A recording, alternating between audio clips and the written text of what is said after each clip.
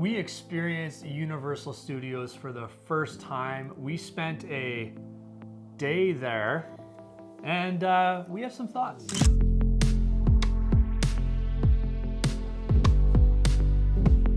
Well, guys, this summer we spent the day at Universal Studios. It was our first time. Of course, we were staying at the OG Disneyland, and so we had to Uber there.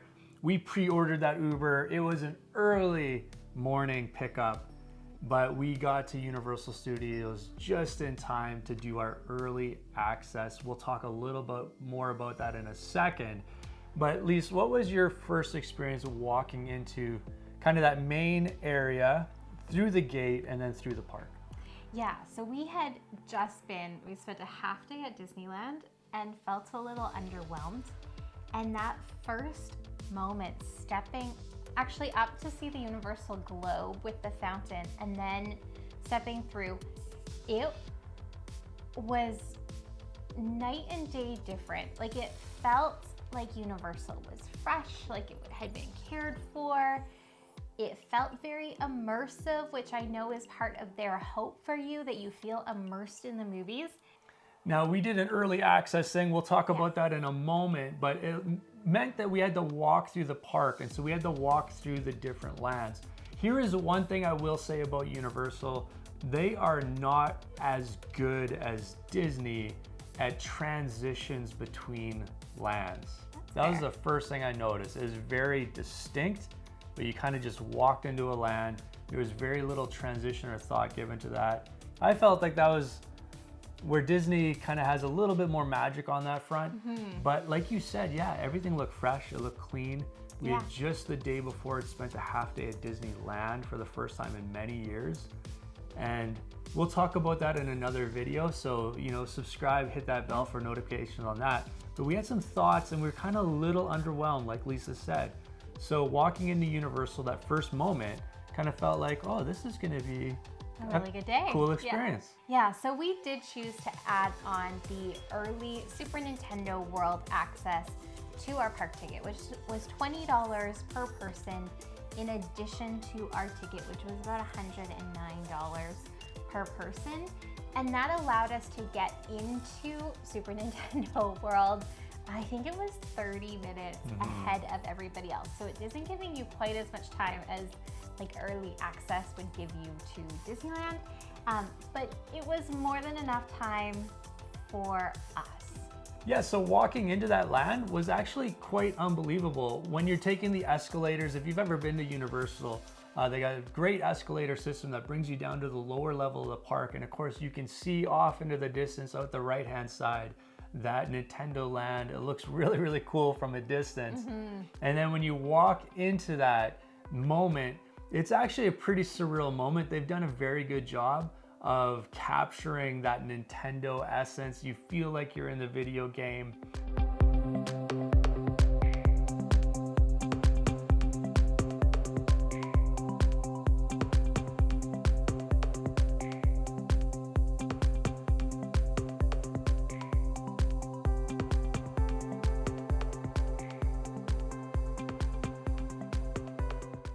And then we got into the queue for the Mario Kart Bowser's Challenge ride.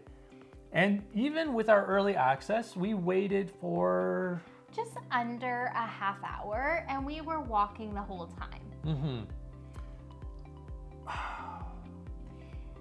Underwhelming ride, guys. I'm not gonna lie. I did not really like it. In fact, if I had to wait more than a half hour to do that ride, I would have been like almost choked about it. Yeah, the whole time you're going through the queue, you're kind of getting super excited. Like the queue is amazing. The queue is the best part of the ride. The queue is very cool, especially if you're into that whole Mario world. Very cool queue. Yeah, and so you're kind of building up this excitement as you're walking through, and they give you the Mario hat, which was a really ingenious way to put 3D goggles on people of all different head sizes, like children to adults. And again, it kind of made you feel that excitement of like, we're gonna do this Mario Kart thing. And then the ride hit. And yeah, the it was, experience it was just underwhelming would be an understatement. Like it just was very underwhelming ride. And that's a personal opinion. I get that. So maybe let us know in the comments if you love that ride. Let us know. why? But let us know why. why you love it. We just felt like, I mean, it's cool technology, but they didn't quite capture kind of the experience with the technology. It was underwhelming. Yeah. And so, again, it was kind of this, I'm glad that we did it because it kind of got us on the ride significantly shorter wait than what it is the rest of the day. But then once we were out from there, we didn't choose to get the Power Band edition, which is $42 to $50 for this little bracelet that allows you to do these mini games in Super Nintendo World. And so then we were just kind of done. Yeah, other than looking around and seeing stuff, there's nothing you can interact with, nothing you can really do in Nintendo Land. And so that was kind of it. We kind of looked around and kind of had our moment, and then we were out.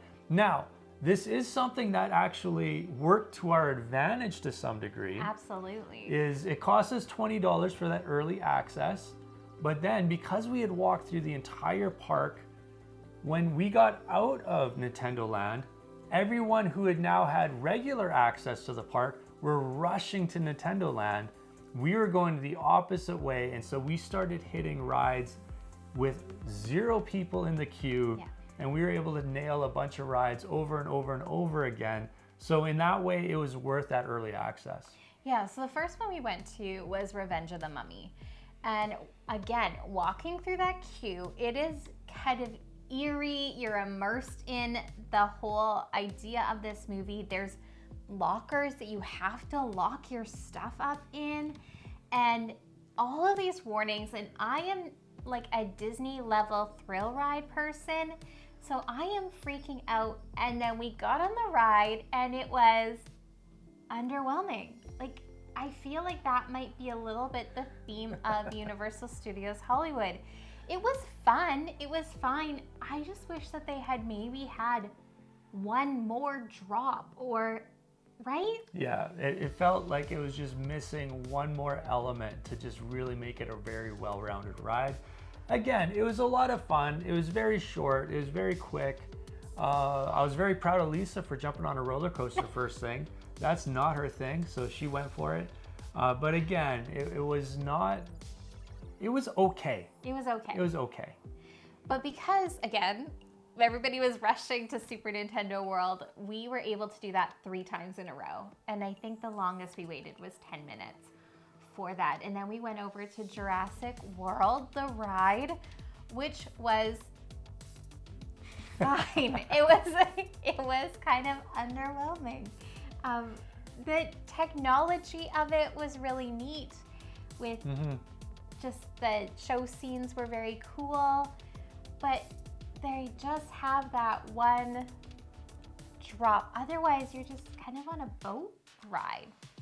Yeah, so keep in mind, we're millennials. I mean, we grew up with The Mummy. We grew up with Jurassic Park, you know, the franchise. Like, so, man, I was just hoping for more immersive story, better storytelling, maybe just a little more thrill factor. I had, for whatever reason, I had in my mind that Universal was going to be a little more of a thrills park than something like Disneyland or California Adventure, and it's really not. No, it really wasn't.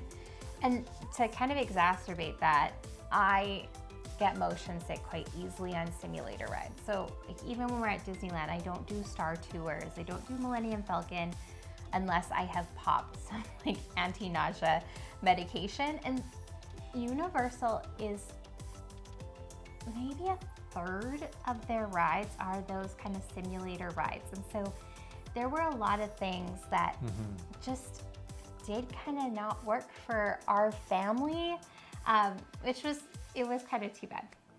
Yeah, so if you do get motion sick and you do like, that is gonna kill a few of those rides at Universal. So because I do struggle with motion sickness rides, we did not do Transformers 3D, which was kind of the last attraction to do in that lower lot. Universal Studios is split into 2 lots, an upper lot and a lower lot, because it's built on a massive hill.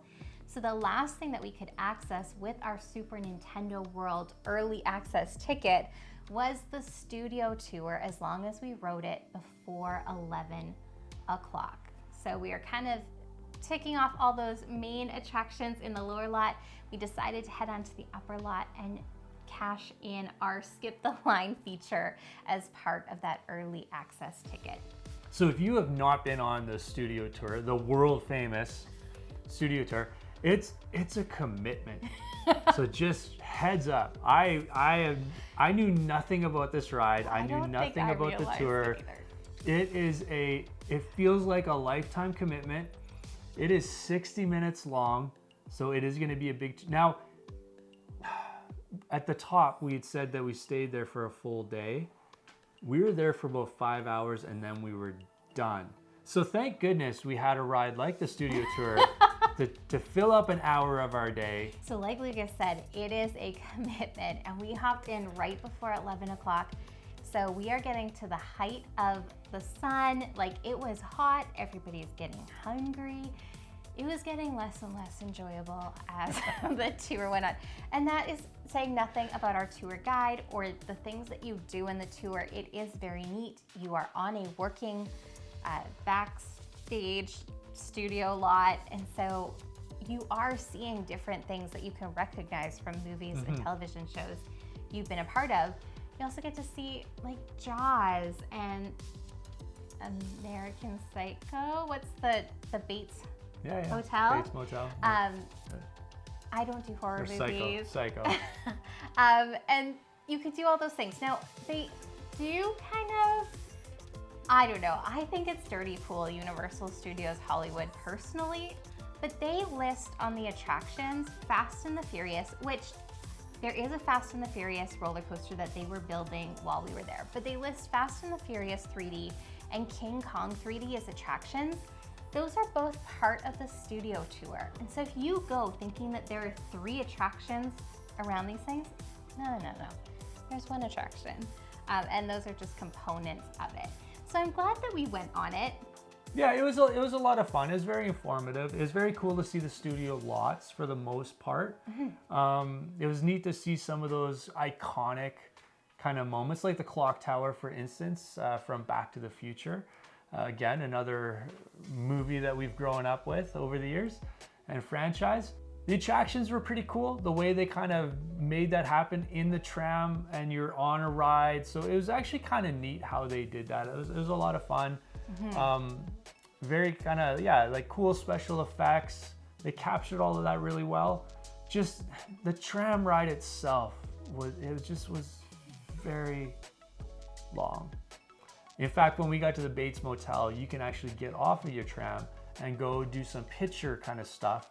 We chose to stay on our tram and let's just get this thing kind of done at that point. Let me just put an asterisk in there. When we went, it was Universal Studios Hollywood's 65th anniversary. So that was something, I don't know if that will continue to be an option for everybody, or if that was you came during our 65th anniversary. So that was an option for us. We chose not to do it because we were so hot and hungry. But if they do not offer that when you go to Universal Studios Hollywood, that is why. Now, you may be listening to this and you're thinking, man, these guys really didn't love Universal. It's not that, I don't know if that's it's not true. It's not that we didn't love it. We just felt a little underwhelmed with it. It didn't quite hit whatever expectations we had in our minds of what it was going to be. Again, it was only a 5-hour day for us. We were kind of in and out in 5 hours. So that gives you an indication of, how much it kind of fit and filled our day. Yeah. So we did do lunch right after that tram tour because we were so hungry. And again, theme of the day was underwhelming. Now, we did have our teenage son along, so we were trying to find something that kind of satisfied everybody. So we did get Panda Express, which maybe that was our fault. I don't know. And it was fine. It was filling, but it was just... Now here in Canada, like like Panda Express or kind of those things, those are like that's something you'd find in I don't know if it's the same in the States, let us know in the comments, but that's something you just find in a food court at a mall. But it was the most expensive food court food. It was actually more expensive to eat at Universal than it is at Disneyland or California Adventure. Yeah, and that goes for everything. Like our bottles of water cost more, our coffee cost more. Just everything was at least $1, $2 more. And that Panda Express was one of our most expensive meals that we had our entire trip. So just keep that in mind if you're going to Universal. Budget in the food, it was a lot. So then we went up to we went back up to the upper lot, and our last thing that we really wanted to do was the Wizarding World of Harry Potter. We're not really big Simpsons fans. A lot of the things up on the upper lot are either those simulator rides or like really kid rides, and that wasn't our thing. So with that said, like Lisa's handicap, if you will, to her aversion, Lisa's aversion to those types of rides, kind of took those off, and Ethan and I weren't really interested in just leaving her just to sit around while we did a bunch of those rides. So we just stuck together. So if you don't have an aversion to kind of those immersive 3D rides, maybe Universal is a full day park for you. Just for us, it kind of cut some of that off. Now, like I said, walking into the Wizarding World of Harry Potter, again, the transitions of Universal, you just walk through an archway and then you're in the land. They don't do a lot to transition you in there. But once you got in, it was actually a really cool land visually. It was. It very much felt like you were walking through the movie. You see the train, you're walking through Hogsmeade. In the distance is Hogwarts. Like, it was very, very cool to walk through. It felt the most like you could just go explore. Like you could walk down a back alley and still be immersed in this land. Like, it was a very neat land to walk through. The stores were very well themed. It was very cool. Now we decided to hop right into line for the Forbidden Journey, which was one of the Harry Potter themed rides, and this one was not underwhelming. This was a very cool ride. Yeah, so keep in mind when you go to Universal, some of these bigger rides, you are gonna have to put any backpack that you have into a locker. Now, it was not gonna lie, it's a little chaotic, guys. You walk into that locker system and there's usually a staff member there to kind of help if you have any questions. A little bit chaotic. Make sure you get the right size locker so you can actually get your bag into the locker. But once you do, then you can head on to these roller coaster style rides. Now, those lockers are not going to cost you anything as long as you return to them within a certain amount of time. And Universal's, I'm sure, monitoring that somehow through AI and the length of time that your wait is for those lockers. So don't worry about any of that. Now, I was not expecting to be kind of leaned back or inverted a little bit on that Forbidden Journey. So just keep in mind that they do put a full harness on you and your ride vehicle moves in all directions. So I will say Harry Potter and the Forbidden Journey was a fun ride. Great theming, good storytelling. You felt like you were part of the franchise, you know, part of the movies. But even the queue itself, you felt very immersed in the story. Yeah. Very well done. You're in the atrium, which is really cool. They did a really good job with theming that ride. Yeah, you're walking through locations you can very clearly identify from the movie.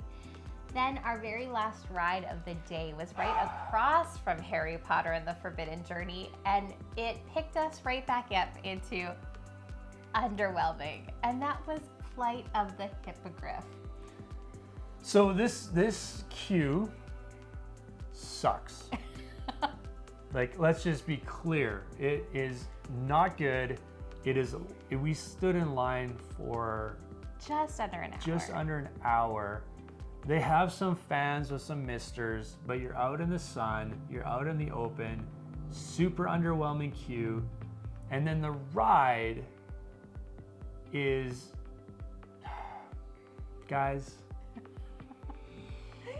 the ride is trash. It is, how long was it? It was so short. And I can't remember right off the top of my head, but we got off. Our son Googled how long the ride was and was like 3/4 of that was just climbing the first hill. Yeah, it was too bad because again, you're kind of in this corridor area with Harry Potter and the Forbidden Journey on one side, Flight of the Hippogriff on the other. You're hearing all of the screams and the excitement, which I now think must have been recorded and piped over so that you tried to get in the line. The queue for Harry Potter and the Forbidden Journey was 15 minutes.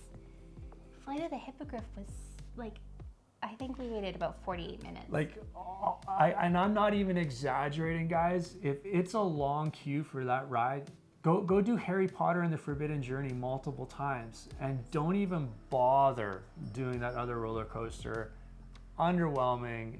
I can't even overstate what a disappointment it was. And it was like, you know, as Jeremy Clarkson would say, it was upon that disappointment that we literally like called our Uber and left the park. Yeah, we were all getting tired. We had had a really early travel day the day before. It was an early day to get to Universal Studios.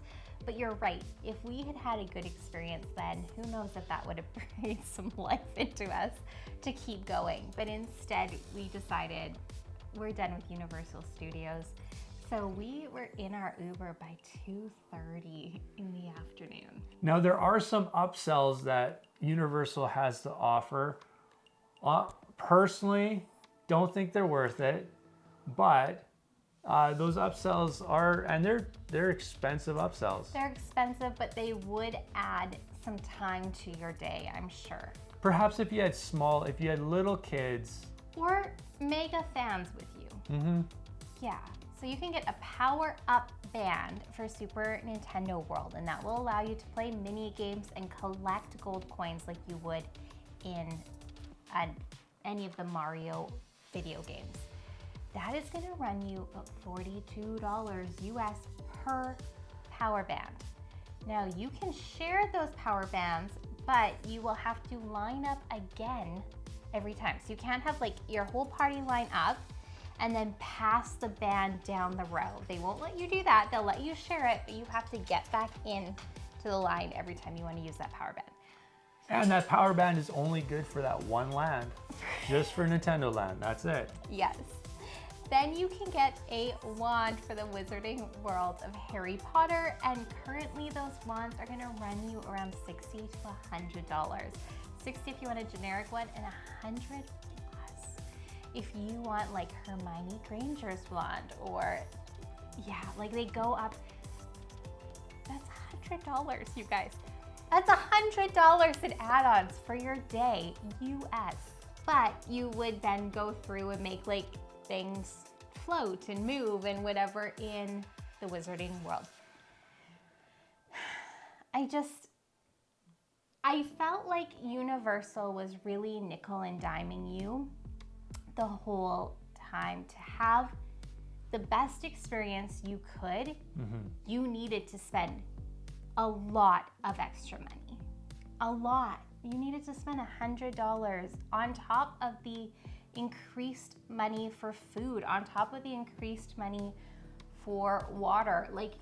And for a park that for the most part our feeling was underwhelming, I would go back, but I wouldn't go back for like another 10 years. Yeah, well, I'd go back in a decade.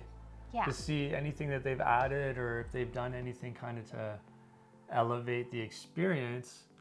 But all in all, one and done, we're good on Universal. So let us know in the comments if you love Universal. Maybe we're missing, do it right. Maybe we're missing something. It was our first time, so let us know.